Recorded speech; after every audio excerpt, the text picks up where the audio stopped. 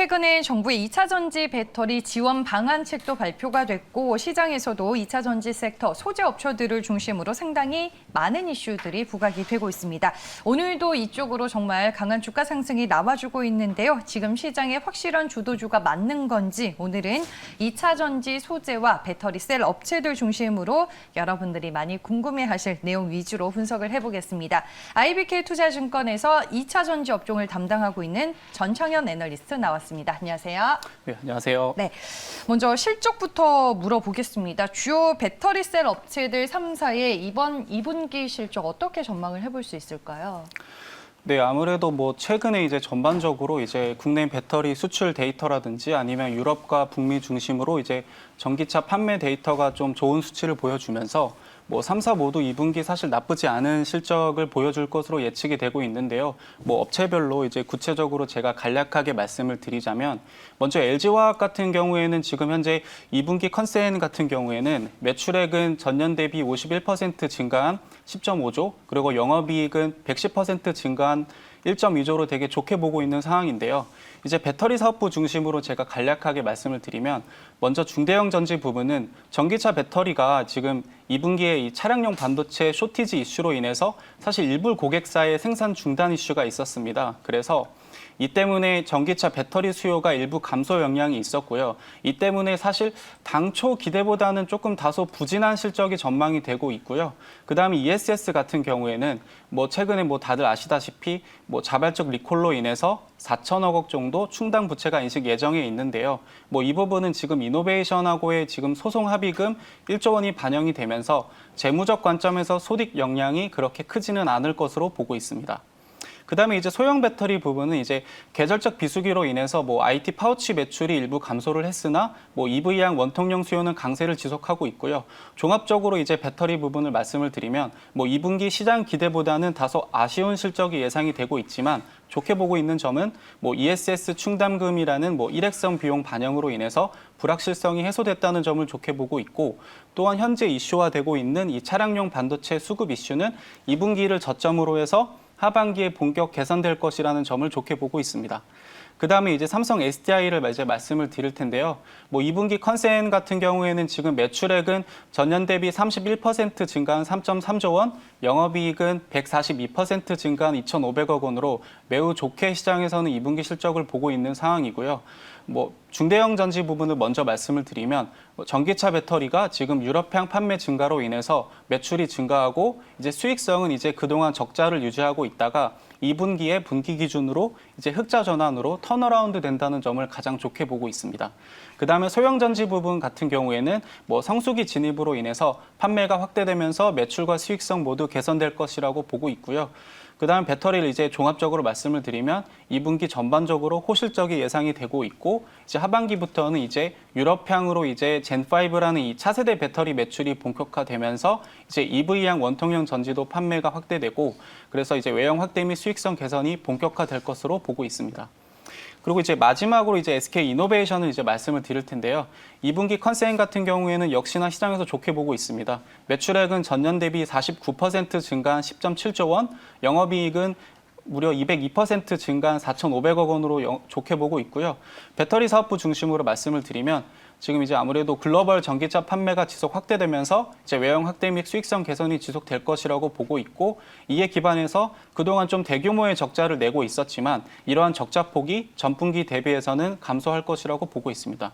역시나 2분기 호실적에 이어서 하반기에도 외형 확대 및 적자 폭이 지속적으로 감소될 것이라고 보고 있고 수익성 같은 경우에는 22년부터 흑자 전환으로 턴어라운드 할 것으로 보고 있습니다. 네, 배터리 셀 업체 3사의 2분기 실적, 배터리 사업부 위주로 저희가 먼저 예상과 전망을 한번 해봤습니다. 이제 각각 개별적으로 저희가 접근을 해서 종목 얘기를 들어볼 텐데 먼저 LG화학 같은 경우에는 올해 하반기 LG 에너지 솔루션의 분사를 또 앞두고 있는 상황입니다. 배터리 사업부 이제 분할로 희석에 대한 우려감들이 올해 내내 좀 존재를 했었던 것 같은데 LG화학은 에너지 솔루션의 분사 전후를 좀 어떤 관점으로 저희가 봐야 되나요? 네, 일단 현재 상황을 간략하게 말씀을 드리면 지금 에너지 솔루션은 현재 시장에서 최소 50조에서 최대 100조까지 기업 가치를 추정을 받고 있는 상황이고요. 지금 분사 및 상장 이후에는 LG화학이 에너지솔루션의 지분을 최소 70% 이상은 유지할 것으로 알려져 있습니다. 하지만 다만 시장에서 이 배터리 사업부의 이제 분할로 인한 지분 희석 및 이제 지주사 할인 리스크가 대두되고 있는 상황인데, 최근에 사실 부진했던 주가 흐름을 보면 이미 이러한 리스크는 선반영되어 있다는 판단을 하고 있는 거고요. 현재 시장에서 우려하는 이 리스크를 설사 모두 고려해서 이 배터리 사업부의 가치를 할인 반영하더라도 기존의 석유화학 사업부와 첨단 소재 사업부의 가치를 고려한다면 여전히 주가는 저평가 국면에 있다라고 보고 있습니다. 그리고 네. 뭐 상장 직후에 이제 아무래도 수급 쏠림 현상으로 사실 주가는 단기 약세를 나타낼 수는 있지만 결국 중장기적으로 주가는 기업의 펀더멘탈에 맞춰 수렴할 것이라고 보고 있기 때문에 현 시점에서는 다운사이드 리스크보다는 업사이드가 훨씬 더 크다고 보고 있습니다. 그럼 이런 것들이 이제 다 이미 주가에 좀 녹아든 상황이다라고 말씀해 주셨는데 LG화학에 대한 적정 주가 가치를 얼마로 봐야 돼요? 네. 사실 그 LG화학 같은 경우는 제가 그 보고서에도 쓰기도 했지만 네. 사실 지금 뭐 만약에 그렇게 말씀을 드릴 수 있을 것 같아요. 에너지솔루션의 지분 가치가 만약에 그러니까 시가총액이 100조 가까이 된다면 여기서 70%를 보전하고 지주사 할인에 대한 30%를 할인을 한다면 장부가로만 사실 최소 50조 원을 받아야 되는 상황이거든요. 네. 근데 지금 시가총액이 50조에서 60조 전후를 왔다 갔다 하니까 이 부분에서 기존의 석유화학 사업부가 한 대략 25조, 그다음에 첨단 소재 사업부가 5조, 생명과학 사업부가 4조면 최소 지금 주가에서 20조에서 30조 원의 업사이드는 장부가 기준으로 좀 더 열려 있다라고 보고 있는 상황입니다. 네, 알겠습니다. LG화학에 이어서 SK이노베이션도 최근에 IR을 통해서 배터리 사업부 분사 가능성에 대해 언급을 했습니다. LG화학의 배터리 사업 분사와 SK이노베이션의 사업 분사 좀 어떻게 비교 분석을 해볼 수 있나요? 네. 네, 사실 아무래도 LG화학의 경우와 되게 유사한 흐름으로 이제 주가는 움직일 것으로 판단을 하고 있는데요. 뭐 LG화학 같은 경우를 간략하게 말씀을 드리면 작년 9월에 이제 LG화학이 배터리 부문의 물적 분할 발표를 한 이후에 주가가 사실 크게 하락했었거든요. 그런데 이게 실적 개선을 이제 유지를 하면서 이로부터 2달도 안 돼서 사실 분할 전 발표 주가인 72만 원 선을 회복을 했고 올해 1월에는 주가가 100만 원을 넘기기도 했습니다. 결국에 이러한 LG화학의 경우에 비춰보면 SK이노베이션 또한 이 핵심 사업인 이 배터리 사업부의 이제 분사 언급이 단기적인 주가 약세를 가져올 수는 있어도 기업의 가치가 변한 것은 아니기 때문에 결국 기업의 실적이나 아니면 펀더멘탈에 맞춰 주가는 다시 회복할 것으로 보고 있는데요. 뭐 일례로 이제 뭐 다가오는 2분기 실적 발표에서 SK이노베이션의 이 적자를 내고 있는 이 배터리 사업부의 적자 폭이 대폭 감소되거나 네. 아니면 본업인 정유 사업의 실적이 회복이 된다면 뭐 지금과 같은 우려를 상쇄할 수도 있다고 보고 있습니다. 결국에는 이제 배터리 사업부는 돈이 많이 들어가기 때문에 그 자금 조달을 위해서 좀 사업 분사를 하는 경향이 크잖아요. 네. 네. SK이노베이션도 마찬가지인가요? 네, 그렇죠. 네. 아무래도 그 SK이노베이션의 그 만약에 배터리 사업부에 네. 만약에 그 사업부가 있으면 그 사업부의 지배력을 유지를 하면서 이제 가장 효율적으로 사실 자금을 조달할 수 있는 방법이 이렇게 뭐 물적 분할이 됐든 인적 분할이 됐든 분할을 통한 상장을 통해서 이제 에쿼티를 통해서 자금을 조달하는 방법이 사실 가장 회사 입장에서는 부담을 줄이면서 가장 자금을 효율적으로 불러올 수 있는 방법이긴 합니다. 네, 알겠습니다. 제가 중간중간에 추가 질문을 궁금한 게 생겨서 드리고 있는데 잘 대답해 주셔서 정말 감사합니다. 첫 출연이신데 제가 많이 괴롭히고 있네요. 네, 반면에 이제 그러면 삼성 SDI는 배터리 사업부 분사 이슈에서 정말 상대적으로 좀 자유로운 건지 최근에 뭐 미국 투자 계획도 발표가 되면서 상대적으로 모멘텀은 부각이 되는 것 같은데 어떻게 봐야 될까요? 삼성 SDI는? 네. 네, 사실 이 국내 3사 중에서 이 네. 분사 이슈에서 SDI가 가장 자유로운 편은 맞습니다. 네. 그 이유는 뭐 3사 중에서 지금 가장 높은 이 배터리 사업 비중을 유지하고 있기 때문에 시장에서는 비교적 순수한 배터리 기업으로서 평가를 받고 있는 상황이고요. 이 때문에 이 배터리라는 이 고성장 산업에 대한 이 멀티플 프리미엄이 온전하게 반영이 가능하기 때문에 밸류에이션 부담도 제한적으로 알려져 있는데요. 하지만 다만 주가 측면에서는 사실 SDI뿐만 아니라 중장기적으로 국내 3사 모두 같은 방향으로 움직이는 그림을 보여줄 것으로 보고 있습니다. 결국 이 3사 간에 이제 사실 시간의 선후 차이는 발생할 수는 있으나 결국 이 배터리 산업이라는 이 구조적인 성장에 따라서 3사 주가 모두 우상향할 것으로 전망을 하고 있는데요. 하지만 SDI는 이제 말씀하신 대로 이 그간의 보수적인 투자 기조에서 벗어나 이 미국 쪽에 대한 이 신규 투자 모멘텀을 고려한다면 이 단기간의 주가의 긍정적인 흐름을 보여줄 가능성은 높다고 보고 있습니다. 뭐 최근 언론 보도에서 나왔듯이 뭐 글로벌 4위 자동차 그룹인 스텔란티스의 이제 북미 쪽에 이 배터리 협력 파트너로서 SDI가 지속 거론되는 걸 보면 뭐 계속해서 관심을 가질 필요는 있다고 보고 있습니다. 네, 알겠습니다. 이렇게 해서 배터리 셀 업체들 3사 얘기를 먼저 들어봤고요. 최근에 근데 배터리 셀 업체들 3사보다 주가 흐름이 더 좋은 건 소재 쪽이 아닐까 싶습니다. 소재 업체들의 공격적인 투자 소식이 최근에 또 많이 들리고 있고 이쪽으로 지금 분위기가 너무 좋은데 이쪽 동향은 어떤가요? 네, 소재 쪽을 간략하게 말씀을 드리면 이 사실 작년 한 해까지 이 전기차 시장이 이제 본격 개화할 것으로 이제 기대감에 따라서 배터리 셀과 소재 구분 않고 모두 이제 주가가 올랐다면 이제 올해부터는 이제 수익성이 이제 셀과 소재의 주가의 방향성을 다르게 구분짓는 요인으로 작용을 하고 있는 건데요. 그 이유가 쉽게 말해서 이제 외형은 이제 가파르게 성장하고 있으나 당장에 돈을 벌고 있지 못하는 배터리 셀보다 이제 그래도 수익을 꾸준히 내고 있는 이 소재 업체들을 시장에서 더 많이 주목을 하고 있는 것인데요. 뭐 2분기 소재 업체들 중에서는 뭐 대규모 수주나 증설 모멘텀 그리고 실적 추정치가 가파르게 상승을 했던 이제 양극재 업체들의 주가가 특히 좋았는데요. 뭐 대표적으로 2분기에 LNF만 뭐 17% 상승을 했고 에코프로비엠은 29% 상승했습니다. 그 이유를 따져보면 뭐 LNF 같은 경우에는 이제 SK 이노베이션하고 1.2조 원 규모의 양극재 공급 계약을 체결을 하고 880억 원 규모의 신규 시설 투자를 공시를 했었고요.